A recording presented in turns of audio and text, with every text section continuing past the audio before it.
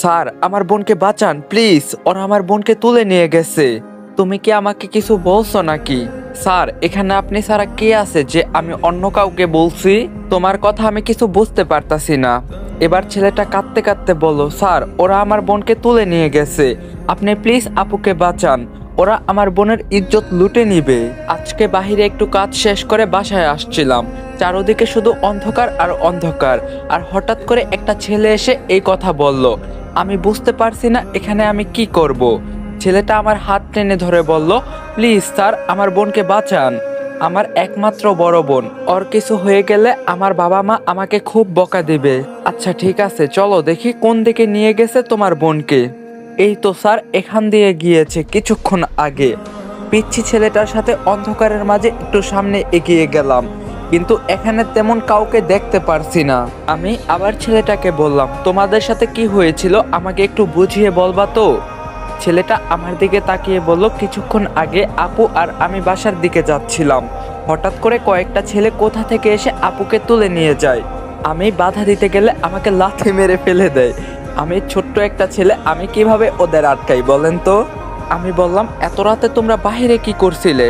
তখন ছেলেটি বলল, আপনি কি করতে এখানে এসেছিলেন? তখন আমি বললাম, এই ছেলে তুমি আমাকে উল্টা প্রশ্ন করছো, আর তোমার বোন কিডন্যাপ হয়েছে, তোমার চোখে পানি কোথায়?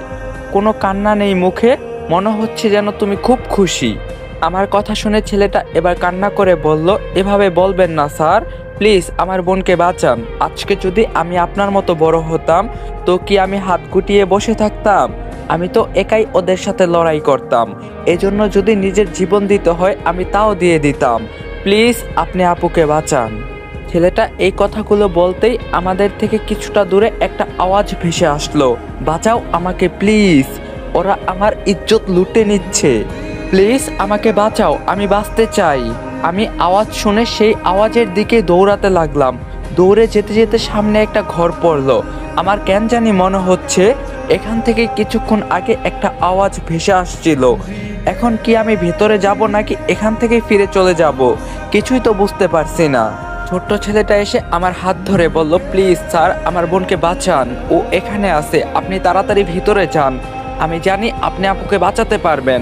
আপনাকে দেখে আমার কেন জানি মনে হচ্ছে আপনার উপর ভরসা করা আমার ঠিক হবে, এখানে আপনি ছাড়া আমার কেউ নেই।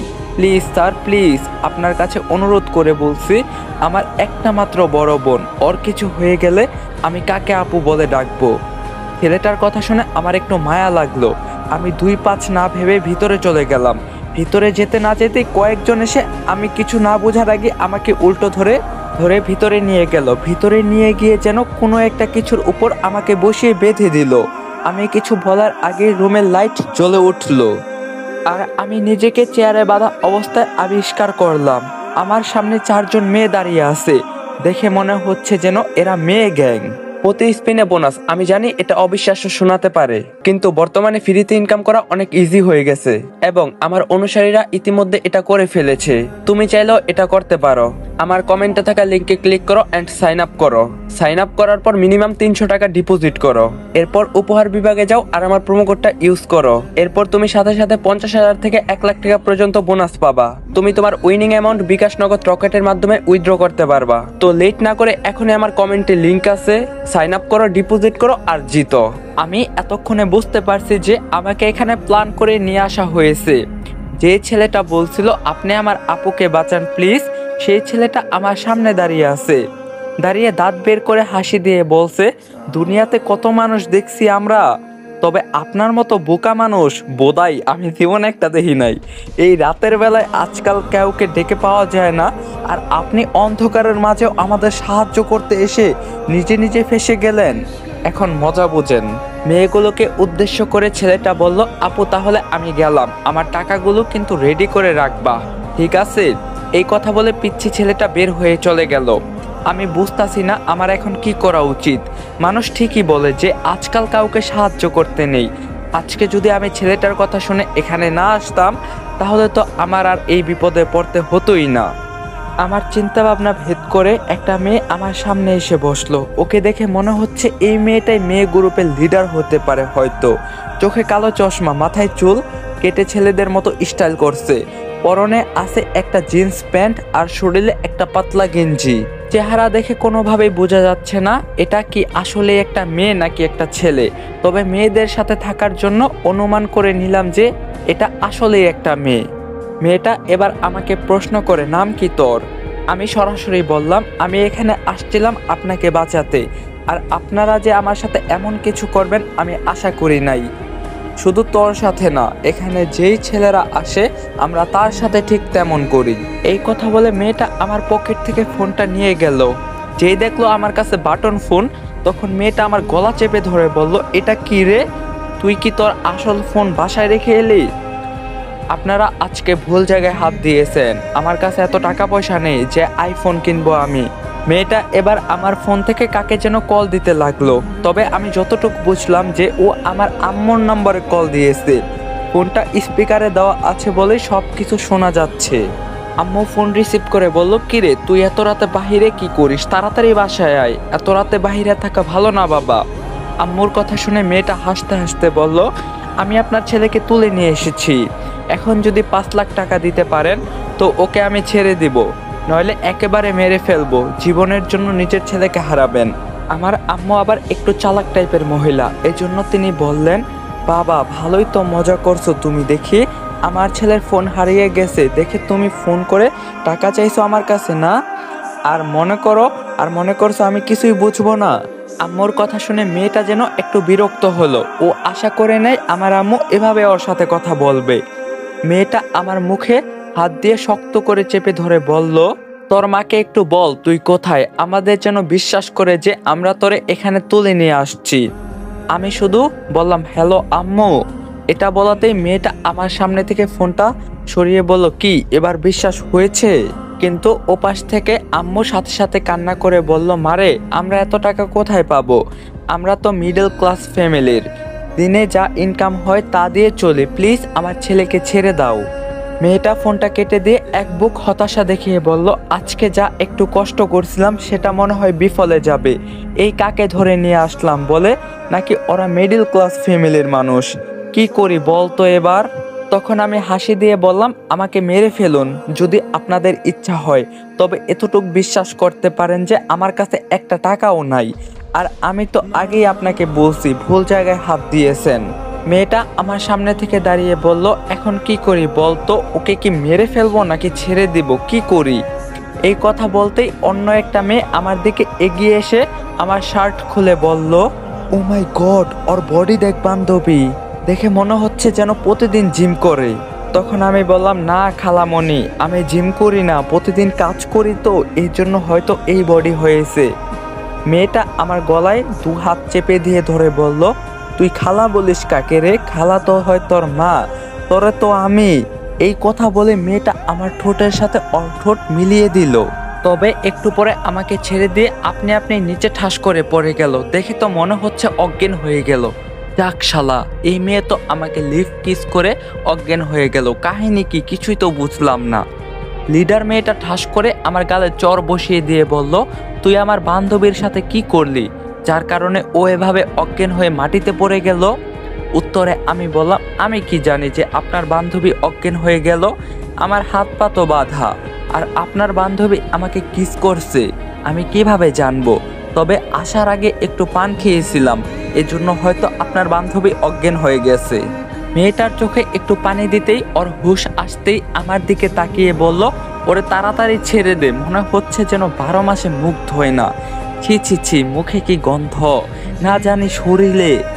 এই ফালতু মেয়ে, আমি তোরে বলছিলাম আমাকে তুই লিপ কিস কর, আর আমাকে নিয়ে একদম উল্টাপাল্টা কথা বলবে না। নিজের কোনো লজ্জা শরম নেই, অচেনা একটা ছেলেকে কিস করে, আবার এক কিস করে একেবারে অজ্ঞান হয়ে গেছে। এসব শুনলে আমার তো মনে হচ্ছে তোরে কেউ বিয়েই করবে না। আমার কথা শুনে মেয়েটা আমাকে মারতে লাগলো। সামনে একটা লাঠি ছিল, ওটা দিয়েই আমাকে মারতে লাগলো। সবাই শুধু দাঁড়িয়ে দাঁড়িয়ে দেখছে। আমি আর সহ্য করতে না পেরে বললাম, আপু আমাকে ছেড়ে দেন প্লিজ, আমার ভুল হয়ে গেছে। মেয়েটা এবার আমাকে মারা থামিয়ে একটু দূরে দাঁড়ালো। সবাই চুপচাপ দাঁড়িয়ে আছে, হয়তো আমার কাছ থেকে টাকা না পেয়ে সবাই হতাশ হয়ে গেছে। লিডার মেয়েটা একটা সিগারেট জ্বালিয়ে বলল, যা, তোরে আমি ছেড়ে দিলাম, তবে তোর বাসায় আমি যাব। যদি দেখি তুই মিথ্যা কথা বলিস তাহলে কিন্তু কি করব জানিস তো? ঠিক আছে চলেন, দেখেন আমি মিথ্যা কথা বলছি কিনা। মেয়েটা আমার হাতের পায়ে বাঁধন খুলে দিয়ে বলল, সিগারেট খাবি? না, আমি এসব খাই না। আপনার যদি ইচ্ছা হয় তো আপনি খান। আচ্ছা ঠিক আছে, এখন চল। যদি মিথ্যা বলিস আমাকে তোর কলিজা ছিঁড়ে বের করে ফেলবো কিন্তু। আমি বললাম আচ্ছা ঠিক আছে চলেন। মনে মনে বললাম, আমাকে অপহরণ করে আবার আমার সাথেই বাসায় যাচ্ছে, মেয়ের সাহস দেখছো? আচ্ছা ঠিক আছে, আগে তো বাসায় চল, পরে তোমাকে মজা দেখাচ্ছি। রাস্তায় মেয়েটা জিজ্ঞাসা করলো, তোর নাম কি রে? তখন আমি বললাম, নাম জেনে আপনার কি লাভ, আর আমার সাথে আপনি আমার বাসায় যাচ্ছেন কি হতে পারে জানেন তো? মেয়েটা ভয় না পেয়ে উল্টো হাসি দিয়ে বলল, আমিও তো দেখতে চাইছি কি করতে পারিস তুই। বাসার সামনে এসে আম্মুকে ডাক দিতেই আম্মু দৌড়ে এসে বাসা থেকে বের হয়ে আসলো। আম্মু আমাকে দেখে বলল, বাবা তুই ঠিক আছিস তো? কিন্তু আমাকে অবাক করে দিয়ে মেয়েটা আমার আম্মুর পায়ে সালাম করে বলল, আমাদের জন্য দোয়া করবেন আম্মু, আমরা নতুন বিয়ে করছি। আম্মুকে সালাম করে মেয়েটা শুধু দাঁড়িয়েছে। এর মাঝে পুলিশ এসে মেয়েটাকে ধরে বলল, এটাই কি সেই মেয়ে যার কথা বলছিলেন? আম্মু বলল, এটাই সেই মেয়ে। মেয়েটা গাল লাল করে চিৎকার দিয়ে বলল, তরে আমার দেখার আছে এই বলে দিলাম, আমাকে এখানে এনে আমাকেই ফাঁসিয়ে দিলি। আমি দাঁত বের করে বললাম, এখানে আমার কোনো দোষ নাই, সব দোষ আপনার, আর আপনিই তো এখানে নিজ ইচ্ছায় আসছেন, আমার কোনো দোষ নাই ম্যাডাম। পুলিশ মেয়েটাকে ধরে নিয়ে চলে গেল। বাসার ভিতর যেতেই আম্মু বলল, তোর কি আর এই জীবনে কোনো বুদ্ধি হবে না? তবে তোরে কতবার বলছি একা একা এত রাতে বাহিরে থাকবি না, আজকে যদি তোর কিছু হয়ে যেত। সরি আম্মু, আমার ভুল হয়ে গেছে। আচ্ছা এখন ঠিক আছে, গিয়ে ঘুমা, সকাল সকাল আবার তোর কলেজে যেতে হবে। আচ্ছা আম্মু, তাহলে আমি গেলাম। রুমে গিয়ে ফ্রেশ হয়ে দিলাম এক ঘুম। খুব সকালে ঘুম থেকে উঠে ছাদে চলে গেলাম। ছাদে গিয়ে দেখি আমাদের পাশের বাসার এক বড় আপু দাঁড়িয়ে দাঁড়িয়ে কিছু একটা যেন করছে, তবে এতটা বোঝা যাচ্ছে না কি যে করছেন। ওনাকে চিনি, কারণ উনি মাঝে মাঝে আমাকে পড়াশোনার বিষয় অনেক হেল্প করে। আমি আপুকে ডাক দিয়ে বললাম, আপু কি করেন সকাল সকাল এখানে? আপু আমাকে দেখে বলল, এই তো দাঁড়িয়ে আছি। সকাল সকাল মন খারাপ নাকি আপু? আপনাকে তো কোনোদিন সকাল সকাল এখানে দেখি নাই। আরে না, তেমন কিছু না। আজকে কি কলেজে যাবি? আপু যাবো তো, আপনি কি যাবেন? আমিও যাব। তাহলে আমাকে নিয়ে যায়েন আপু, একসাথে যাব নে।